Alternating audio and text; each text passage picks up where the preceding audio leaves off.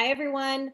I'm Tori Malott. I'm the style director at Schumacher, and I'm really excited to welcome you all to this webinar. I'm with our president, Benny Frauwein. Benny, give a wave, and our head of hospitality, Isabel Elliman. Welcome, everybody.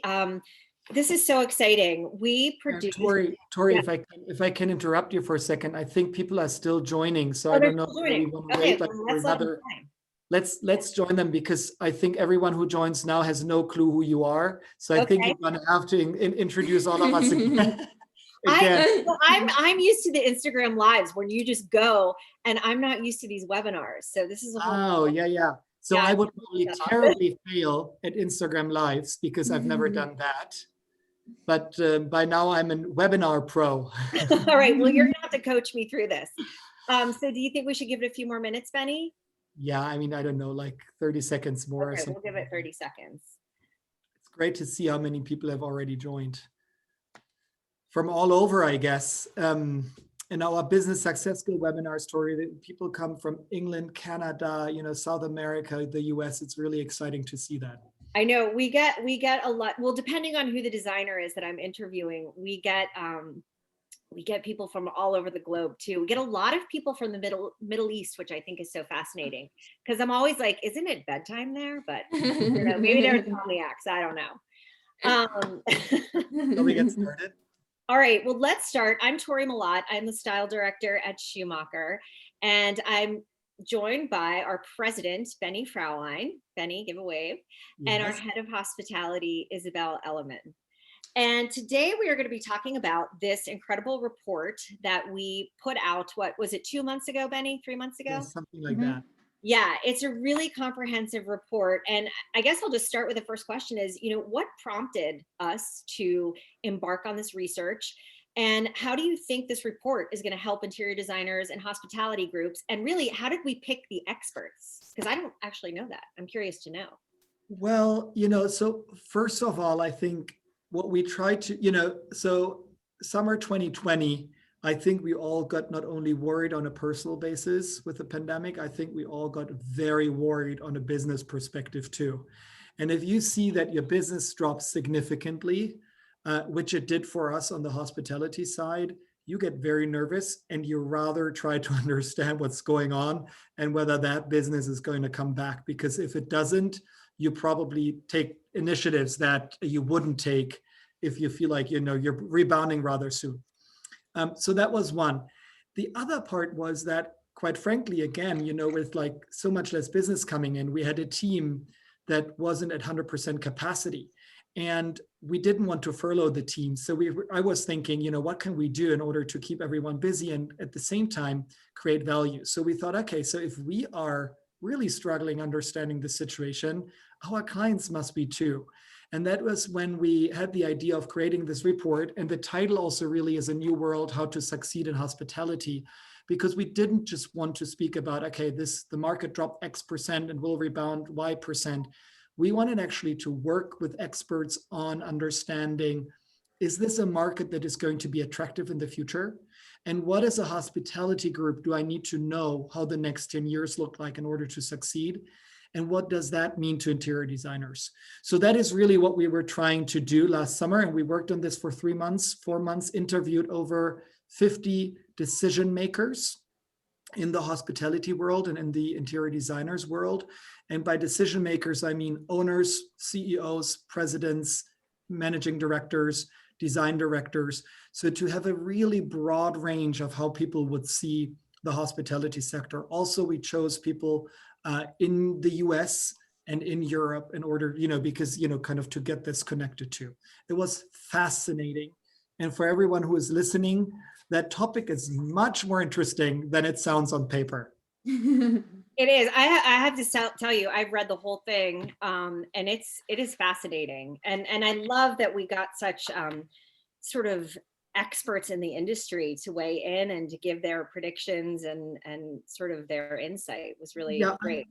I mean, I was shocked, Tori, because we have, we work with almost every bigger and prestigious hotel group or boutique hotel group together as a vendor for fabric and wall coverings for hotels and commercial spaces.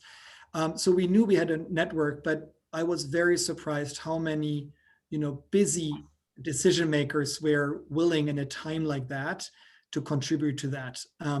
So for everyone who might be listening, I want to express also my big thank you for contributing to this. Definitely.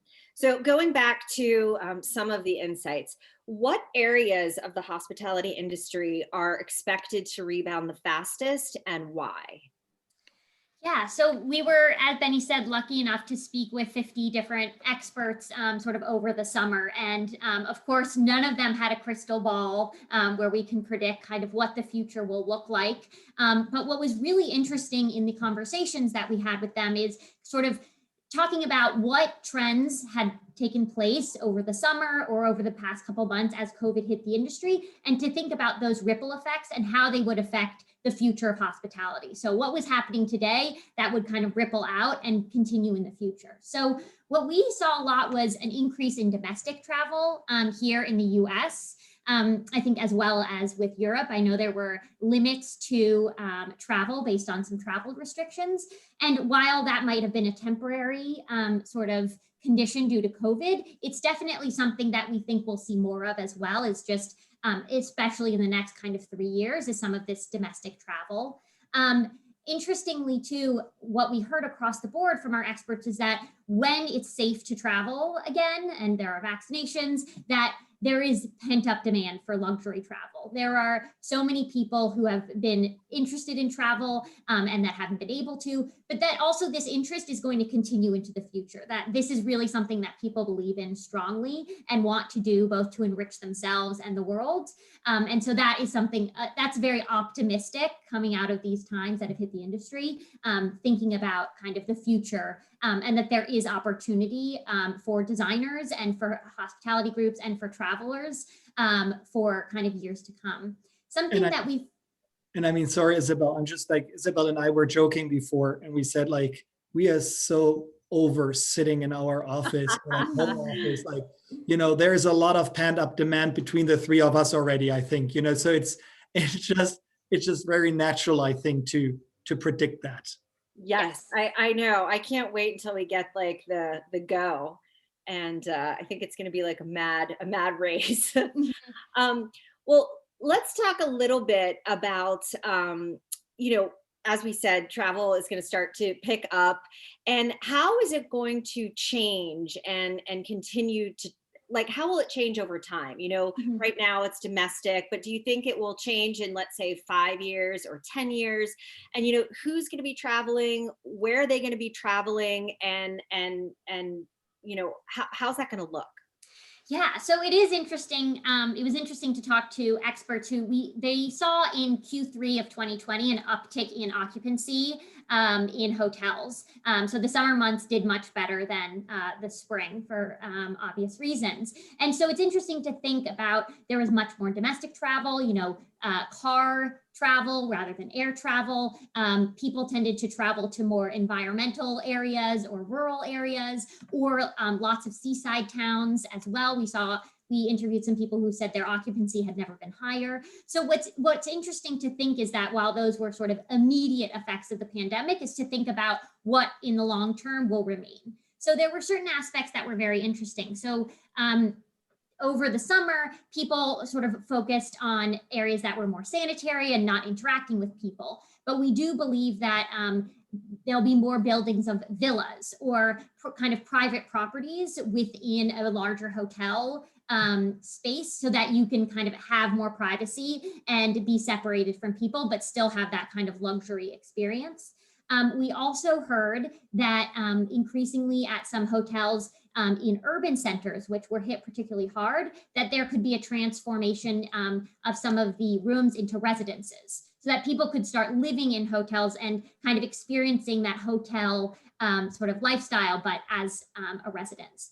Additionally, we have thought that increasingly also satellite towns are interesting. So some of our experts noticed an uptick in projects in places like Nashville or in Portland. So in some of smaller cities that people might want to travel to, and that gives them opportunity to either drive there or it's just a smaller city. And so there's opportunity there as well. I love that. Well, I love the idea that, in urban centers like New York City, the size of the hotel room could potentially go up from a postage stamp to maybe a letter. That's really fun to think about, that you could actually turn around in your room without bonking your head. I Betty, were think, you going to say something? I mean, Tori, if I just quickly may add something to that, I think, overall what we see, and we see it actually on the residential side too, is that the lines get more blurred between, we were very separate, and that is, between work and life and vacation. And I actually think this really started with the industrialization in the late 19th century and factory working and, all of that, where you had this very separate from each other. And I think the pandemic now made it all blurred up. I mean, I walk 3 steps from my bed to my desk in the morning, and like 3 steps to my fridge, and then back, and then to my bed again. So this is, an extreme example, but I do think lines will, or we think, and our experts think, that lines will stay blurred. So what that means is, you're going to have on the residential side more necessity to have a work office at home, home office at home. You might have to, close that kitchen again because you need to work in the living room. So things like that. On the hospitality world, you're going to have more blurred lines in terms of, do people go actually on a business trip, on a leisure trip? Do they actually going to bring their family, or are they going to go alone? Do they, or is friends joining? Are people actually going to work in the office, or are they going to work remote out of the hotel? And I think if everyone listening right now looks around their friendship, circle of friends, and thinks about who has like, gone to Austin for a month, or like to Colorado for a month, or to Florida, and worked from there. All of these things, I think it's just all going to be more blurred. But I think, and all the experts think, and that was very surprising how, like similar the responses were.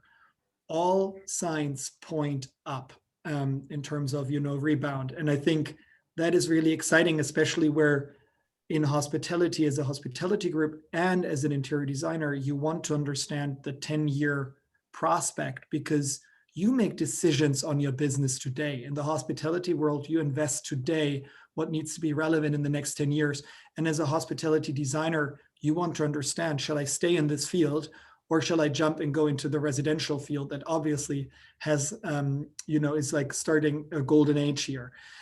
So our understanding is that hospitality is going to come back, and it will rebound, and it will be very attractive for the next 10 years, just as Isabel explained, with some different accents to it. And we're going to speak about that further. I think I peeked into your questions. I think you're going to have some good questions there. I know. Well, you actually kind of answered my next question, which was, how is business travel going to change? And you sort of said it, it's really going to be a combo. It sounds like leisure time and sort of your business travel will kind of like that blurred line. Isabel, did you want to add to that at all? Did you have any other insights on how business travel is going to change over the next 3 to 5 years? Yes, absolutely. This was actually a fascinating set of responses that we got from our experts, because there were certainly areas where there was great consensus, which Benny just alluded to. But this was actually interesting. The consensus was around the fact that business travel will recover. As we've mentioned, the dominant force both in 2020 and we believe in the next couple years will be leisure travel, but business travel is going to come back. What was so interesting about the conversations we had with our experts was, what does that look like? And we kind of pared it down into 3 different ways that business travel could come back. So it's one of those, all roads lead to Rome. It's just a matter of kind of which ones sort of are the strongest versus others. And I think they aren't necessarily mutually exclusive. I think a lot of these depend on what businesses want to do and what they want their workspaces to look like. But I think it's really interesting from a design perspective, when we mention these 3 options, is sort of, how do you want to think about the spaces you're designing, whether it's convention centers or hotels near convention centers, or just hotels in general, to accommodate kind of this rebound of business travel. So I know I've kept you in suspense, but here are the 3 sort of different avenues that our experts believed would kind of bring business travel back. So The first is just return to business as usual. So you've got your road warriors staying at their hotels where they're getting points, or you have big conventions. And so one thought was that, what we saw in 2019 and years before would just come back. And so from a designer's perspective, it would just be kind of looking at the past to kind of see what the future looks like. Then the second option that some of our experts kind of lay out was that majority remote companies was kind of convene together, let's say quarterly. And so this is slightly more of the convention sort of model where, for example, all of your executive vice presidents from a company come together and they gather because people are working remotely. And so that's an interesting thought for hotel groups and designers, because how do you, perhaps they do want to bring their families because they can, also work remotely. And so how does that kind of look like in terms of the spaces that you're creating, as well as, how do you create a convention center that maybe isn't holding 5,000 people, but holding 500 people? And how does that space look? So that was the other avenue, is that, you'd have groups of people coming together quarterly or as often as necessary in these kind of different locations. And then the third option that the experts presented was this idea of a dispersed workforce having to come to their kind of home base or to the mothership. And so this would be the idea that people are working from their home offices, and that every so often, whether it's for a cultural event, a training, an onboarding, that they would come back to the city where their company is headquartered. And so this would certainly be a boon for some of these cities that have seen, their hotels that have really seen occupancy fall, because what you would have is people coming into the cities to go to their headquarters, needing to stay at a nearby hotel. So those were sort of all of the different three avenues that were sort of predicted by our experts about how business travel would come rebound. But as I mentioned, all roads lead to a rebound. And it's interesting because I always, like leading a company myself, right? I'm always thinking, like applying what I learned, like to our reality. And we've hired so many people. It's so hard to train them and onboard them remotely. It's so hard to keep a company culture remotely, because obviously last summer we all thought, okay, so Schumacher is going to be all remote. Zoom is going to be the new thing. We can reduce our office space, by 70% or something like.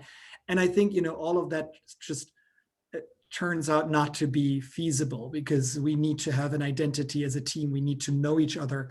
And Tori, if you think about how many of your colleagues you haven't met yet in person, it's kind of insane. So we see that at Schumacher, and I think a lot of other companies see that too, and are just waiting for the business to open again, just in order to be able to convene again.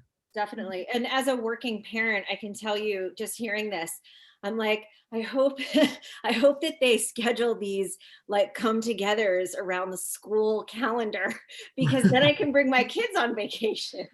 That's where my head goes immediately. I'm like, oh, maybe we can all get together in Hawaii over spring break.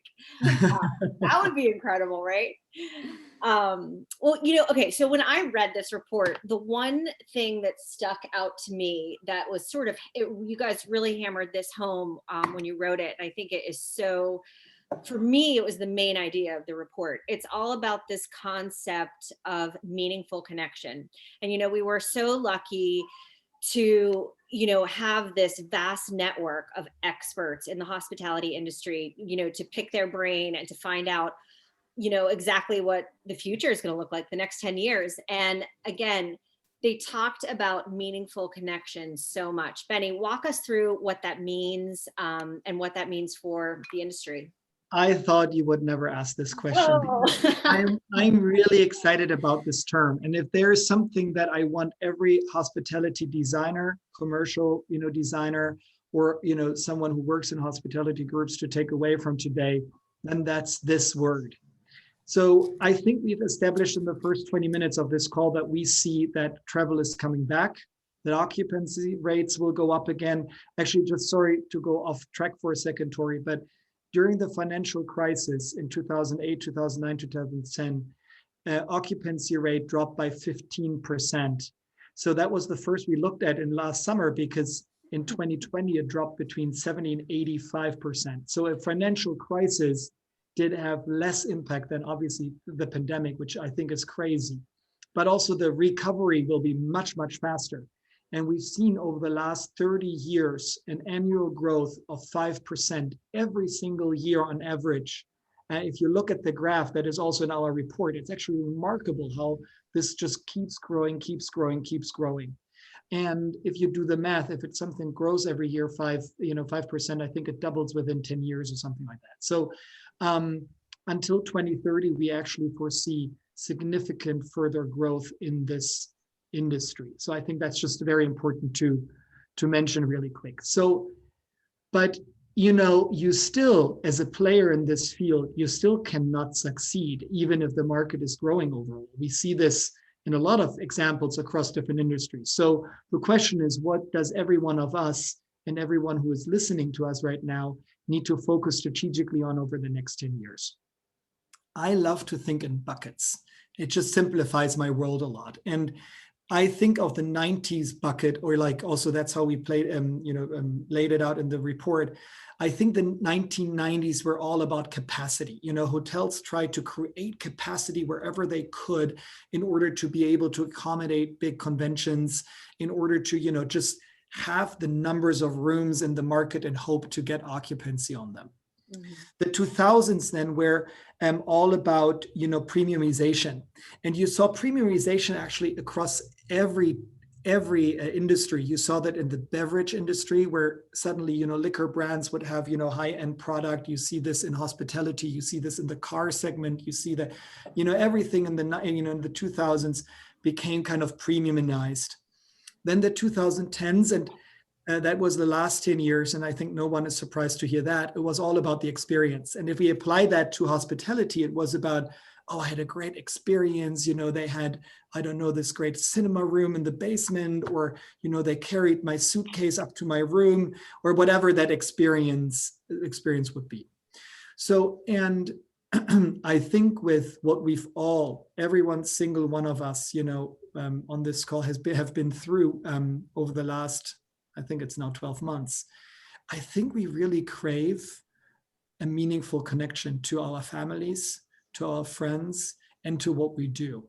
And we believe that, and Isabel will elaborate more on what that really means and how you can, how you can make or translate that to your business. But the overall idea is that you don't just want to have a flat experience. It's not enough for you anymore to come back home and say, that was so nice, I got a starter for free, or like they carried my suitcase up, or they had my favorite washing soap in the bathroom. That's not enough anymore.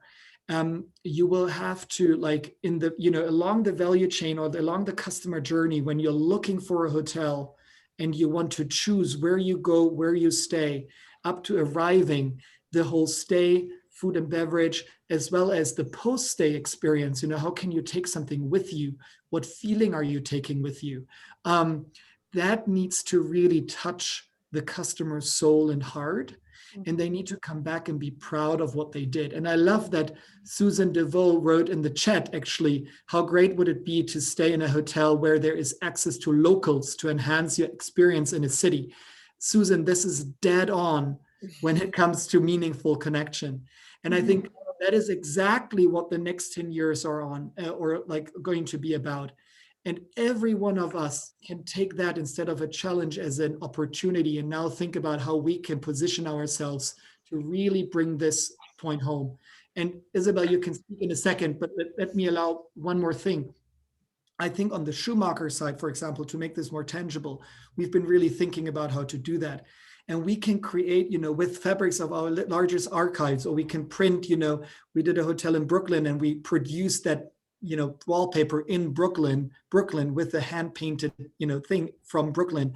And with that, you create a story and you bring the outside and the whole story in, and you support, a local vendor and a local printer and a local designer. And so there's a lot that you can do to bring in on the design side. So I don't want to take this all away, because Isabel, you're going to speak more about it, but we've done a lot of that work thinking about, and I think there's a lot of opportunity for everyone around us. But it is, I just want to say, before we get to Isabel breaking it down, it's so true. I feel like like you said, the 90s, the thousand, the 2000s, and then the 2010s, there was still a chilliness, like you're like, oh, it's a hotel, whatever. And to have that sort of like excitement, to get that warm fuzzy in your chest when you're like, oh my gosh, I'm going to my favorite place on earth. It's like if you always grew up going to like the same beach, you have like a soft spot for that beach. You've seen it evolve, you've seen it change, the locals. And it's kind of like that same idea, but attached to a building, a structure, a place, Exactly. And Yeah. this beach that you went your whole life to, you have 4 weeks of anticipation before you go there. right. And you have your heart filled 4 weeks, after your trip.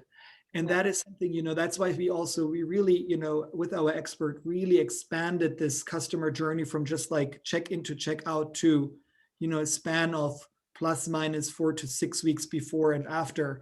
And I think there's a huge opportunity there. Okay, now I'm getting excited to go to the beach, but but before I just zoom away, we have a few more questions. So Isabel, I'd love for you to break down exactly what this meaningful connection, what it means for two groups. And we're going to start with what it means for hospitality groups. And I'd love for you to talk to everyone out there about what exactly that means. Great. Yeah, and so we really, as Benny mentioned, we're using this report both as a way to help, people in the hospitality and design community to succeed in the next few decades, but it's also something to inspire as we think about these shifting customer demands and how COVID has shifted kind of what customers value. And so I love that both of you have mentioned this idea of like creating almost a sense of community with a property that you visit or the people that you visit while you're staying at a hotel. So for the pillars, we broke it up for the hospitality groups, and we thought of four really pillars that could be the strategic focus in order to create this sense of meaningful connection with your clients from, as Benny said, like pre-booking all the way to kind of memory and thinking about the trip. And so the first one was authenticity. And so this is the idea of really infusing the soul of the location into every step of that customer journey. So it's about creating this consistent, genuine experience for guests at every touch point. And whether that's part of the menu that you offer, or whether that's part of the select experiences that you offer for the client, or after they've booked and you're sending them sort of a curated email blast about the kind of activities or the kind of meals that they would like to kind of engage in while they're on their trip. So it's really creating something constant and for the client throughout their stay and pre-stay. And really, it's this that your property and the design and the experience couldn't really exist anywhere else, and that it's really deeply authentic to the space. And so again, that creates just this really strong connection and memory between the person staying and the property and the people working at the property. And so I just love this dialogue between the immediate surroundings kind of outside, whether that's in a city or whether that's, in a more remote location, and then the design inside and the experience that the client has throughout. So authenticity is one of my favorite sort of strategic pillars, and thinking about also how you, and we'll go into this more, but how you can use products like textiles to really create an authentic experience. I know we had a designer that we worked with in a hotel group, and it was a property in Scotland. And so they had some sample from like a 200-year-old woolen mill. And we were able to kind of take that really authentic Scottish piece of fabric and reinterpret it, of course, to meet, standards of the 21st century. But that just, and then to think that that narrative or story is something that a customer will experience while they're staying at the property. I mean, that's so memorable and something that you can't just recreate anywhere else you go. And Isabel, just because we got a question from Julie, on Yes. experiential travel, and is learning still part of what people want, cooking classes, wine education. I think, Julie, if you just offered a cooking class or wine education, then I think that is like 2010s, like it's an experience. If you now weave that in with, the local wine producer who had, a family company for the last 200 years, and where people, take a really interesting story away with them. Or, your hotel is, I don't know, in lavender fields, and you do a perfumery class or something like that. So I think it's, I think in cooking class, obviously it's about, if you have a herb garden on your property, or like you go to a farmer's market of like farmers from around with your clients and then do the cooking class. So I think, you want to, and that's, Isabel, I think you explained that so beautifully. I think that's the connection to the authentic part of it, of the local environment, that really then elevates a cooking class from like the 2010s to the 2020s, if that makes sense. But I also want to say, I think it's leveraging insights from different platforms. So like, for instance, if they're able to mine social media platforms and they're like, Tori, like I'm going to take it one step further, like, Tori, we noticed that you like every buttery Chardonnay post. Like, not only are we going to like take you to a winery at the local place, but we're going to do like, they can go really granular, I feel like, if they have access to that information. Yeah, and Tori, that actually segues really nicely into the next pillar, which is all about personalization. So I think the example that you just gave for yourself is spot on. And that's something that experts really highlighted when we spoke to them, that it should be about providing a really personalized experience, and that using data or using technology right now, the way it's being done, kind of misses the mark. And that, we don't necessarily want to be flooded, or a luxury traveler doesn't want to be flooded with a ton of different options for, their meals, and that it should be much more curated, based on your Instagram likes, or based on a questionnaire you fill out in advance. And so technology should be used to really amplify the experience and make it all that more meaningful for you as an individual. And of course, once things are safer and people are vaccinated, really like a high touch experience was also something that our experts really felt strongly about. Of course, now for safety reasons, there's, automatic check-in and things like that might be required, but that going forward, that might not actually be the standard that luxury travelers want. So that's actually kind of an example of something that's currently taking place that we don't anticipate necessarily kind of staying around for the long term. And I love, this connection with big data. And I think you can do it in a creepy way, or you can do it like in a really impressive way. Right. I think, do it in a TikTok way, or no, but like if I do a lot of business travel and I stay at Marriott's, and the hotel group currently doesn't collect, my mini bar behavior, for example, or like what I order in, on room service. I think it would be pretty cool if, once in a while you had a little basket with your favorite sweets just for free on the room, or, or if you had a menu, printed out for you on the bed that, features your favorite dishes that you have ordered in all Marriott's over the last 6 months. So I don't know whether those are the right ideas, but I think the idea behind is clear, that you try to track more of your customers' preferences to, to here and there create some perks in the customer journey. Yeah, Definitely. I have to say, my best hotel experience ever. What's that really fancy hotel in LA? Is it like the Beverly Wilshire? Okay, Yeah. so I drove up and I got out of the car and they knew who I was. I was like, what? They were like, "Miss Malott," and I was like, Right. oh my God, that was borderline creepy. I'm like, they obviously had like a picture of me that they studied. It was so weird. Yeah, I had that also in India. I did an trip in India, where they also recognized me, and then they, it was one group. I think it was the Oberoi group, and then they offered me the same welcome cocktail of like the cocktail that I had in the other hotel, and I loved it because I felt, okay, they really did the homework. Yeah, they did. They definitely did. I So know. It things felt like like I that. was in sorority. Like they had like a rundown list of pictures. But Anyway, but all of this just highlights like how when hotel groups and designers do think of these details, that it really does create a more meaningful and lasting kind of experience and memory, which that you can kind of bring with you or share with friends. And I think it just underscores how valuable it is. definitely. So, Isabel, did you want to add anything to the Yeah, I think there was one other that I don't think we've touched on yet. So again, for speaking to the hospitality groups, and this is the idea of responsibility, and whether that's social responsibility or environmental responsibility.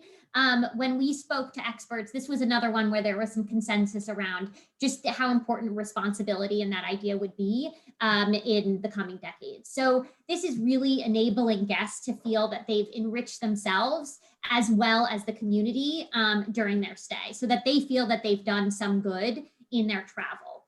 And so this is something too where we've seen it on our side with designers as well, about thinking about the products that design firms use and that they specify in their rooms. Or I know Schumacher as a whole has also thought very carefully about how the impact of our products on the environment. And so this is something too where, travelers might expect and at least hold hotel groups and design firms accountable, and that they will expect a level of transparency from hotel groups about kind of what they are doing, both to better the local community and the world at large. And this also does go beyond just, not having your towels laundered every day or getting rid of small little kind of lotions in the bathroom. This really goes much, much deeper for hotel groups and designers, and thinking about who you're purchasing from. What are you purchasing?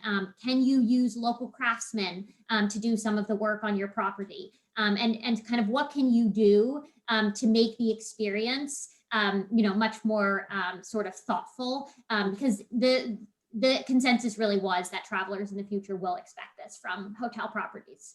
I love that. And that's such an opportunity to attach a story to everything. If you, for instance, like if you used a certain wood, like that's only a specimen that's only local to that particular region, there could be like a cute little plaque or like a little, I'm sure not even a plaque. You'll probably just use your phone and scan a barcode and like a whole story will pop up. But it's, Benny, what were you going to say?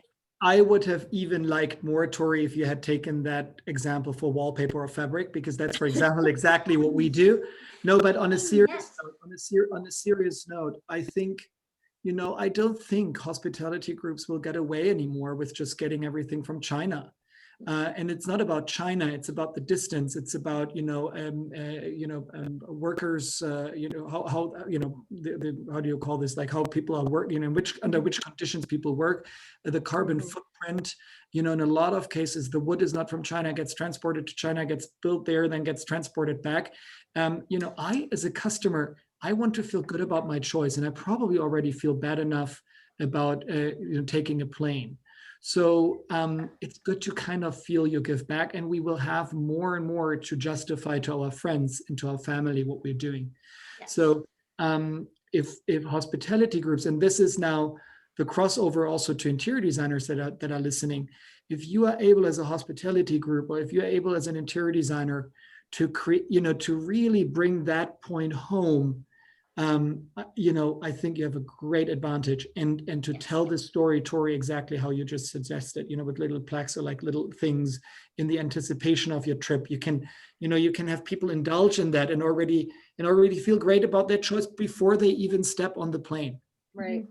Well, I will relate that back to our product. I'm imagining a hotel in Sevilla, Spain that uses citrus garden, and we could talk about, because it's oranges and orange trees in Sevilla. I'm going off on a tangent here. Let me get back on track. So I love that. So really, for establishing this meaningful connection, Isabel, the four pillars are authenticity, personalization, flexibility, and responsibility. I love that. And then I'd love for you to speak about the four pillars that establish this meaningful connection for designers. Yes, and absolutely. Sorry, Isabel, before you start, just for everyone who is listening, we have a little time left. If you have questions, please do write them into the Q&A button that you see at the bottom. We are very happy to answer them too, just because I'm sure there's a lot of questions, we try to weave them in. I think, Tori, that's in your interest too, right? Absolutely. Yeah, definitely. Ask away. Thank you, Benny. I'm coached here on how to do the webinar. I love it. I'm going to be ready for the next one, but please enter them into the chat. I'm going to be reading them. But Isabel, I'd love for you to talk to everyone about how designers can establish a meaningful connection.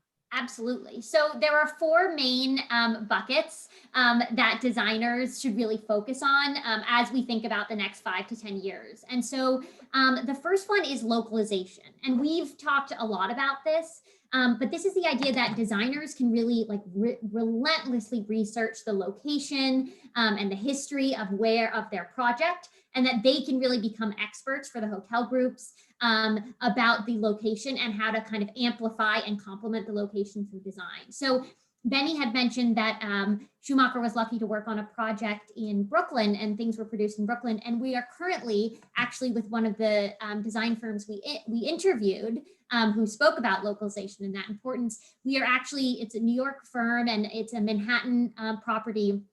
And we are working with designers in New York to really create this mural for a New York City hotel. And so again, it's using design to amplify the space that's just out on the other side of the wall. And so that's just this wonderful, again, dialogue. And we are also producing it in the New York City area. And so that, again, highlights kind of thinking really that this piece of wall covering really is taking localization to a whole new level. And so that's something we're really proud to be a part of, and also thinking about the designer who's really looking ahead and thinking about what a future customer is going to want from the property. So that was just a great current example of someone who we interviewed and then kind of bringing that to life in order to bring meaningful connection to life.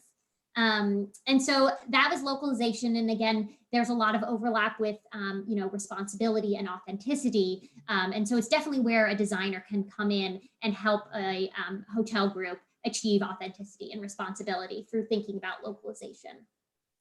There's the second one is blurred lines. And this one is absolutely fascinating to hear about from our designers. So we've heard about how space in hotels will need to be more flexible and how designers should think about the flexibility of space in hotels given remote travel with families, and different kinds of work travel.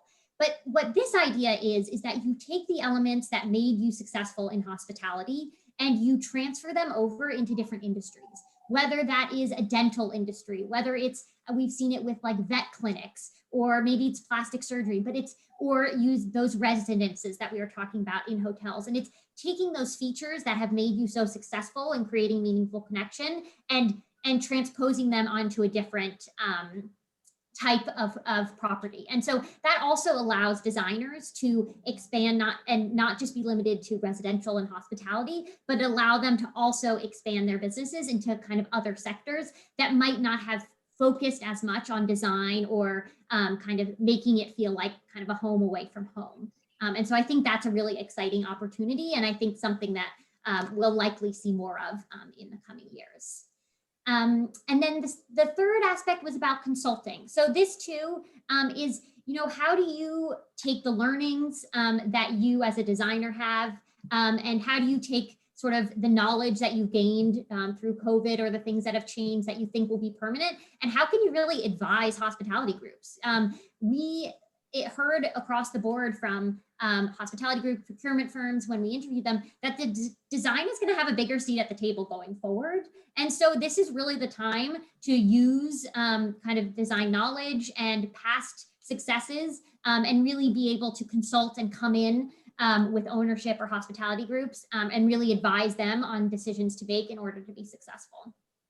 And then the last piece, again, is thinking about, as Benny was talking about, and Tori, you were mentioning, like, where are we getting our products from? Who is supplying the products? And making sure that, thinking about responsibility or the different, pieces of your supply chain, and really empowering groups through your purchasing decisions, and really using that as another way to kind of leverage how you stand out from other design firms and how you can really add to meaningful connection for hospitality groups. I love that.